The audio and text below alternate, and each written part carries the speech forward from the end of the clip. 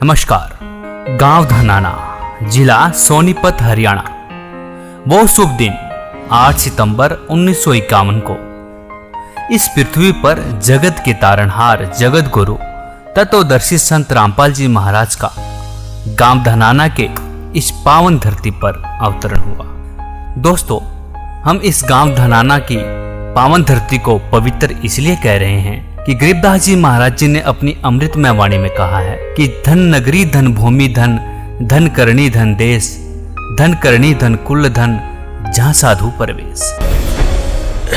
इस दास ने 17 फरवरी 1988 में परमात्मा की शरण मिली थी और उस दिन के बाद 6 वर्ष 1994 तक दास ने जेई की पद पर सर्विस की। काम करते, अपनी ड्यूटी करते करते भी हम भक्ति करते हैं। हमारा रूल यही है, काम भी करो, भगवान ना भूलो, बुराई छोड़ दो। लेकिन 1994 में परमात्मा ने आदेश दे दिए गुरु महाराज ने कि तू इस काम ने संभाल। अब गुरु की आज्ञा का अवहेलन करना भगत का काम नहीं होता। जो गुरु वचन पर डट गए कट गए फंद 84 के। भाई, जो गुरु वचन पर डट गए कट गए फंद 84 के।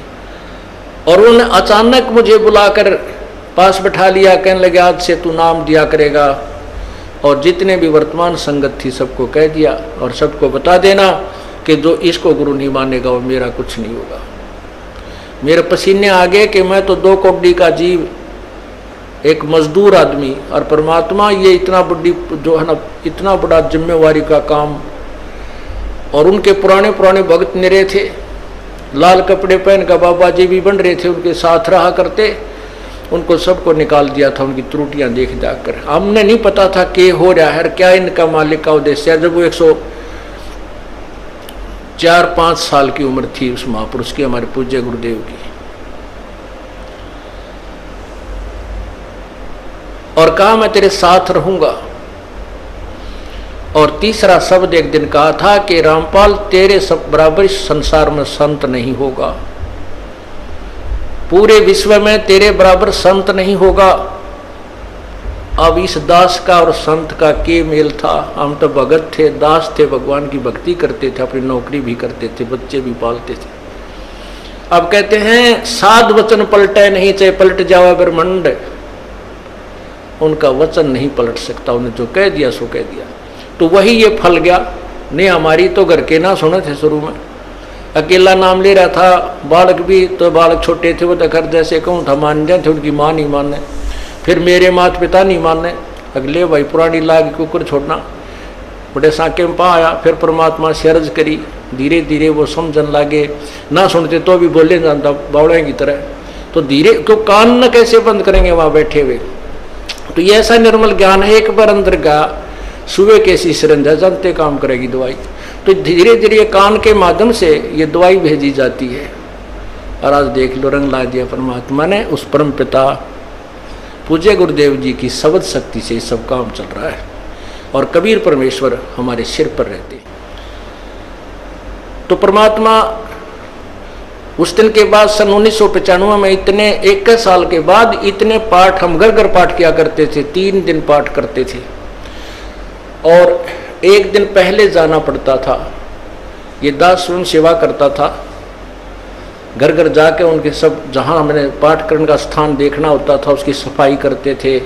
कईयों का देख कर कमरा होता बड़ा सा, उसी में पाठ भी करना, उसी में खाना भी बनाना, उसी में खाना भी उसी में, सोना भी उसी में। तो उस ढंग से अपनी सेटिंग कर लेते, हम इतनी जगह में पाठ कर लेंगे। तो मेरा जाना अति आवश्यक था उस समय, क्योंकि ये स्टार्ट था भक्ति का और स्टार्ट था इस 500 यज्ञ करने का। किसी को नहीं मालूम था, बच्चे थे सहयोग देने लगे। और धीरे धीरे फिर वो क्या हुआ कि इतने पाठ हो गए कि मुझे नौकरी, पहले तो क्या करता था, शुक्रवार को पाठ प्रारंभ किया। शुक्र ड्यूटी करके सामने चले जाते बृहस्पतिवार को, शुक्रवार को रात में तैयारी करते, शुक्रवार को शनिवार को अब पाठ प्रारंभ करके अपनी नौकरी पर चला जाता, फिर शाम ना आ लेता। शनिवार इतवार की छुट्टी हो जाती, काम चल रहा था। वो हफ्ते में हुए, फिर होने लगे डेली अब अफसर भी दुखी और मैं भी दुखी, तो फिर उस दिन रिजाइन कर दिया परमात्मा के नाम पर। 18 साल की नौकरी होगी थी मेरी। हालांकि कुछ और भी हमारे साथी कह रहे थे भाई अभी 2 साल और डट जाओ, आपकी पेंशन बन जाएगी। वाह भैया, पेंशन तो करा कितनी बार होगी। जो पेंशन ई बनेगी ना, या कद्दे नहीं बनी थी, या असंख्य जन्मों की पेंशन बन जाएगी। तो वो तो इस बात को नहीं समझे थे, उन्हें तो मुझे मूर्ख ही समझा। और दास की सौभाग्य था कि मुझे ये नौकरी या मजदूरी मिल गई भगवान की और उसकी पुण्यात्माओं को दलदल से निकालने की। कहते आत्म प्राण उद्धार ही ऐसा धर्म नहीं और। धर्म तो और भी है, दान करते हैं, भूखों को भोजन देते हैं, असहाय की सहाय करते हैं, लेकिन जो आत्म प्राण उद्धारी ऐसा धर्म नहीं और। धर्म तो ये भी है जो गौशाला बना रखी है।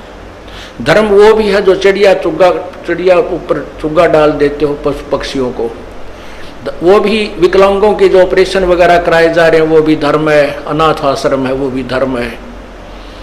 लेकिन जो आज गऊ हैं उनकी सेवा कर रहे हैं, अच्छी है, क्योंकि कोई भी प्राणी है, चाहे भैंस है, पशु है, कोई किसी प्रकार का, सबकी सेवा हमने इसी दृष्टिकोण से करनी चाहिए, क्योंकि सब में एक जैसा जीव, वो भी धर्म है। लेकिन अब तो वो आज वो गाय है, आज कोई भैंस है, और जन्म होने के बाद फिर वो सूअर की जूनी में जा सकती है। उस बीमारी तो कौन छुटाएगा उसको। तो ये ज्ञान, ये भक्ति, ये आत्मा इस जीव को उद्धार करेगी। वो फिर 84 लाख योनियों में नहीं जाएगा, या तो मनुष्य शरीर होगा, नहीं सतलोक चला जाएगा। तो कहते हैं आत्म प्राण उद्धारी ऐसा धर्म नहीं और। तो इस दास को ये आत्म प्राण यानी जीव आत्मा के उद्धार की मजदूरी मिल गई, और सहर्ष शुक्र मनाता हूं प्रभु, आपने कैसे दया करी इस 2 कौड़ी के जीव पर। और ऐसे निर्मल भगवान की महिमा, ओए होए होए, जिसके नाम लेते हैं रूंग रूंग खड़े हो जाते हैं। उसके बाद परमात्मा की ऐसी महिमा हुई, अब मुझे इतनी खुशी होती है। कैसा निर्मल समाज तैयार हो रहा है। बीड़ी, शराब, मांस, तम्बाकू, उसको देखकर भी राजी नहीं है। अब ये पुण्यात्मा दोनों हाथों दान करते हैं, और हम पहले लूटन पर लगे रहा करते थे, पाप बढ़ाते थे। ये माया साथ नहीं जानी थी कि इतना नरक इकट्ठा कर रहे थे। और परमात्मा क्या कहते हैं, सतगुरु के सजदा करूं कर्म छुटाए कोटि, और जो ऐसे सतगुरु की निंदा करे फिर जम तोड़ेंगे होठ। अब जो लोग बिना देखे सोचे समझे और भक्तों की, संतों की बुराई करते हैं, अब क्या बताते हैं कि सतगुरु के सजदा करो जिसने कर्म छुटाए कोट, करोड़ों पाप कर्मों से हटाकर और पुण्य कर्मों पर लगा दिया। कितने पाप कर्म बचा दिए हमारे। और जैसे ऐसे सतगुरु की जो निंदा करते हैं, कहते हैं उनके जम तोड़ेंगे होठ, यम के दूत उनके ऐसे लठ मारेंगे, चाहे कितने लागो, मुंह पे, होठा पे। होठ इसलिए कहा कि इस पर ज्यादा दर्द होया करे, सोई भी बड्डी आया करे। तो कहते हैं वो जम तोड़ेंगे होठ जो बकवाद किया करते थे, संतों की निंदा करते थे।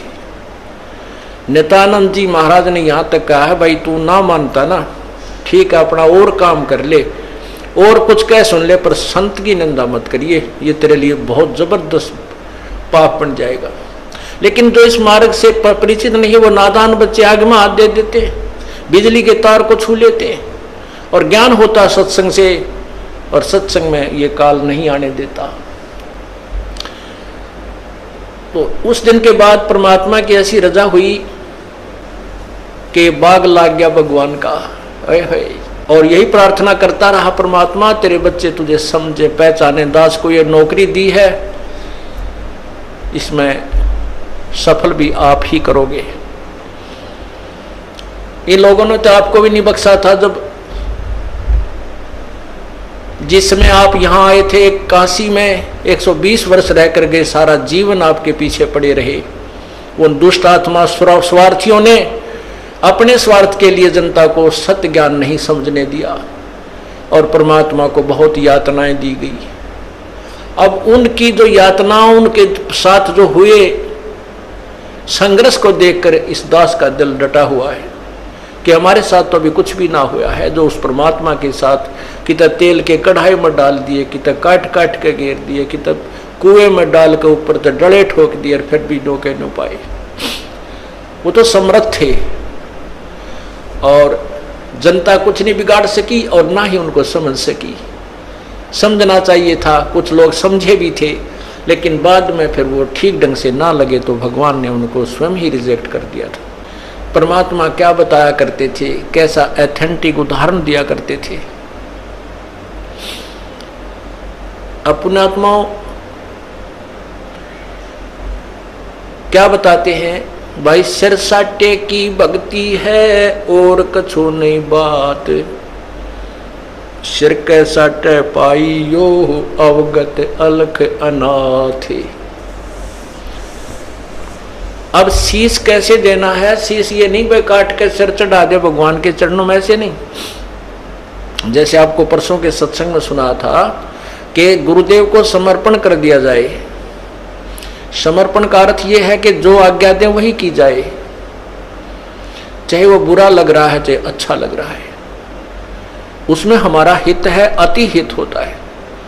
और संत क्या कहते हैं, भाई बीड़ी शराब मांस तम्बाकू ये मत पीना। संत कहते हैं चोरी जारी नहीं करना, डाके ना डालना, किसी की जेब ना काटना, ये महापाप है तेरे लिए। अपना करके खाना बेटा, भगवान भजना, इससे तेरा कल्याण होगा। और हम यही वचन नहीं मानेंगे तो फिर यहाँ स्कूल में आने की आवश्यकता क्या है, इस विद्यालय में सत्संग में आने की आवश्यकता क्या है। हम गलतियां भी गलती पे गलती करते रहे और फिर सत्संग में भी आ रहे हैं तो वो फेल हो जाएंगे विद्यार्थी, वो पास नहीं हो पाएंगे।